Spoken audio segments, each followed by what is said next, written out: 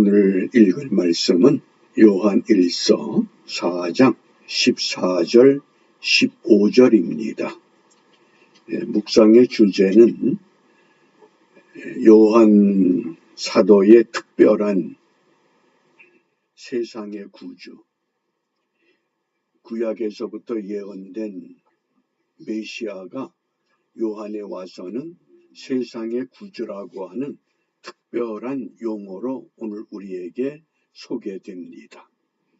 왜 세상의 구주라고 강조하셨을까? 요한 1서 4장 14절 아버지가 아들을 세상의 구주로 보내신 것을 우리가 보았고 또 증거하노니. 하나님께서 그 아들 예수 그리스도를 메시아가 아니라 세상의 구주로 보내셨다. 그 세상의 구주를 우리가 보았고 또 증거하노니. 증거한다. 이 증거한다는 이 동사가 명사가 되면 증인 또는 순교자 이런 뜻이 됩니다.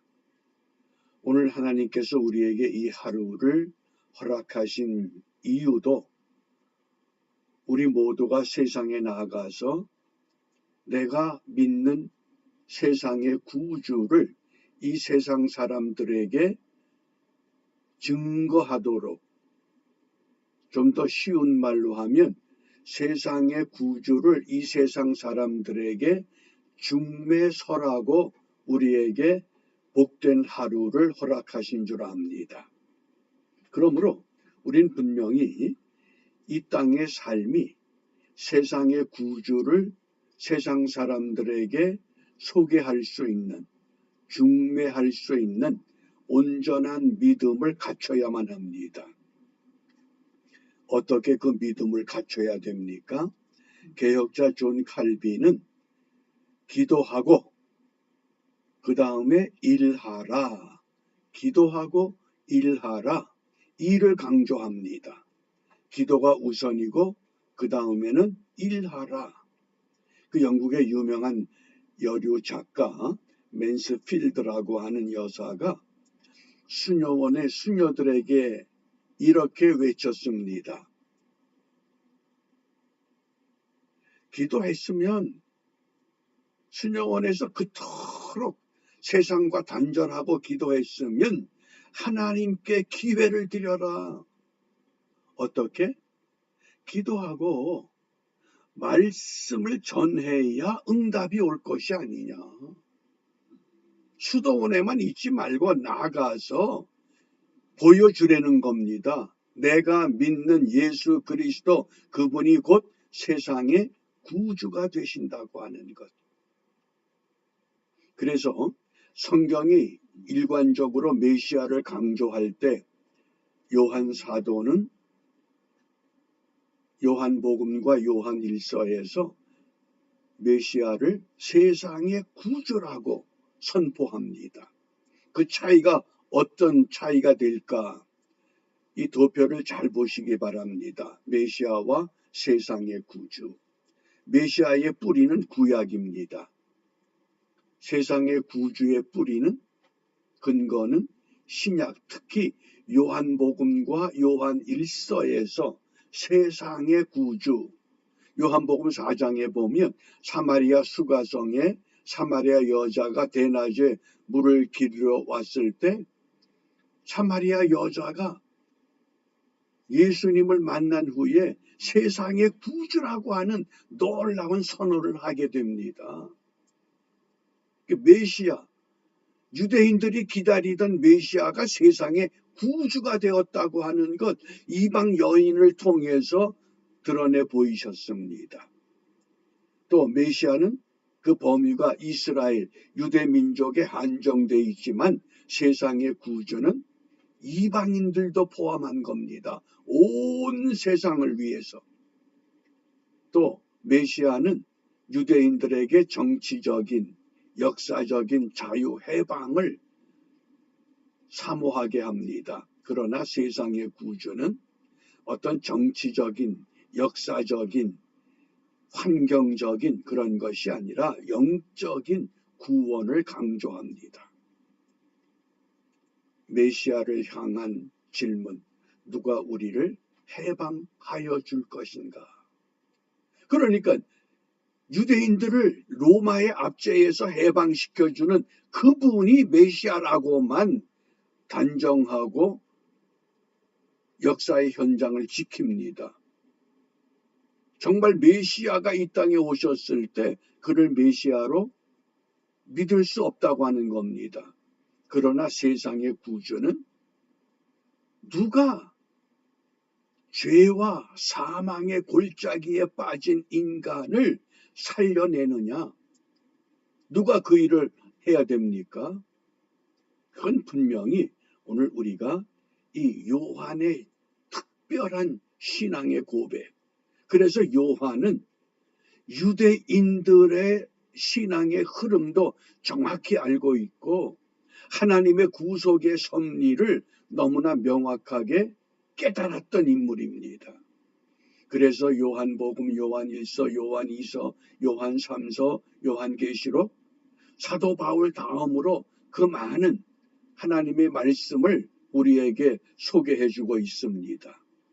그래서 요한의 신앙은 메시아를 부정하는 것이 아니라 메시아를 확대해서 곧 그가 세상의 구주가 되신다고 하는 것. 유대 민족의 메시아를 넘어서 모든 인간의 구세주라고 하는 것을 선언한 겁니다. 그만큼 요한의 신앙이 높고 깊고 넓다고 하는 것을 우리가 깨달을 수 있습니다.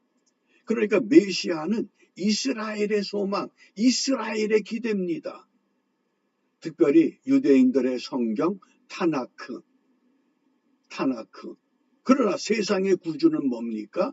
그건 복음입니다. 인류의 소망입니다. 인류의 소망. 오늘 이 지구촌에서 일어나는 이 현실 속에서 과연 인류의 소망이 어떤 것을 향해서 우리에게 들려지고 있는가?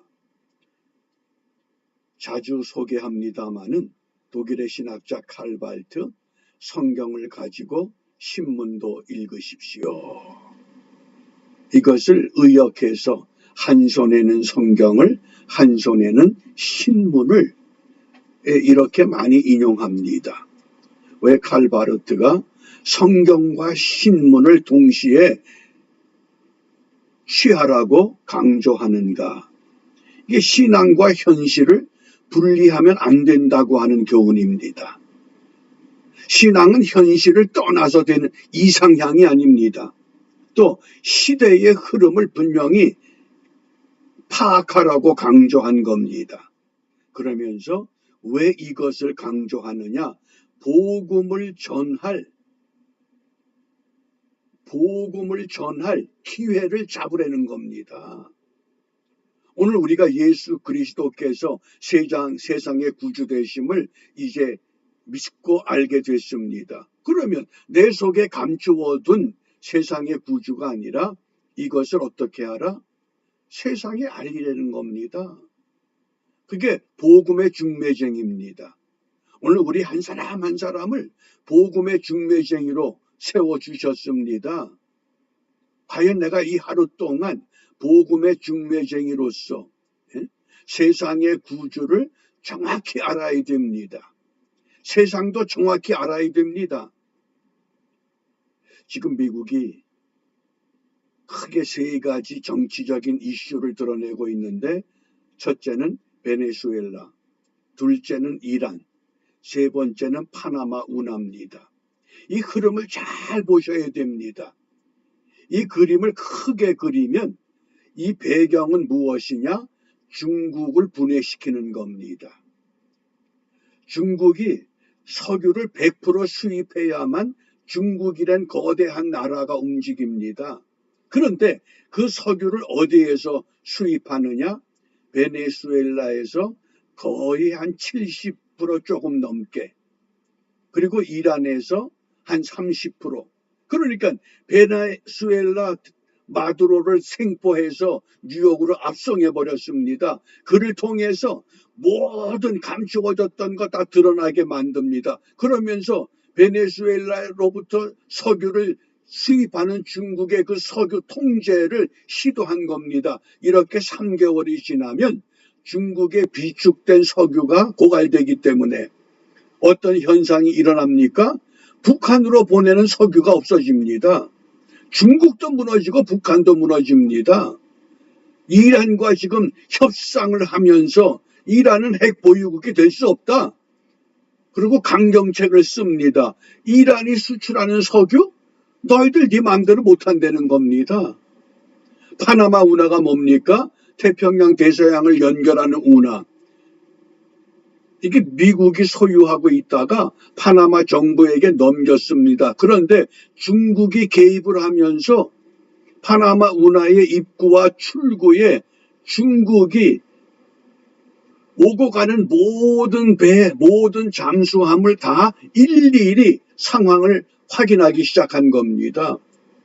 미국의 잠수함이 그리로 지나갈 때 중국이 잠수함에 무엇이 있는가를 다 파악하게 된 겁니다.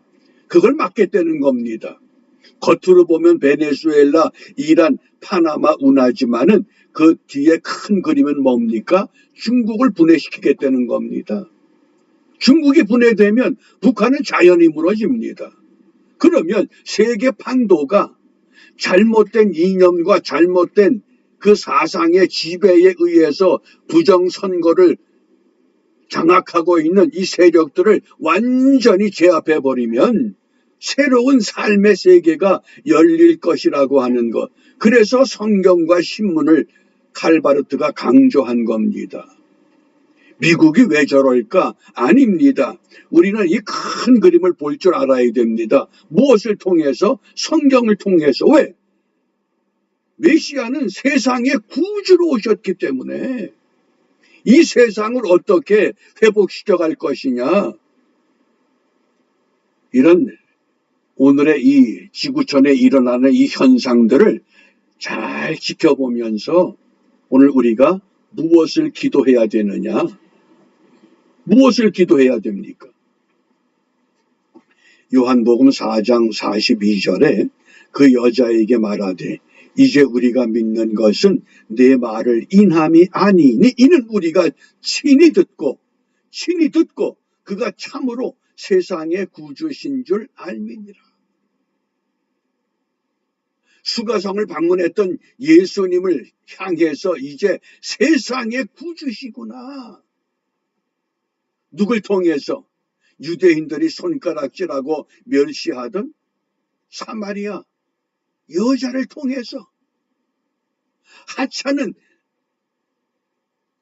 존재 같은 그 여자를 통해서 하나님의 놀라운 구원의 계획이 드러나게 된다고 하면 오늘 작고 나약한 나 같은 인생을 통해서도 하나님은 세상의 구주로 드러나게 하기를 원하고 계시다고 하는 것, 우리가 그 일을 위해서 세상의 구주 대신 예수님을 보여주자.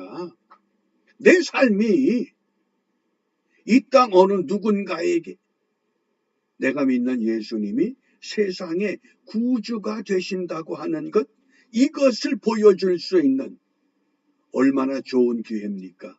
얼마나 좋은 시간입니까?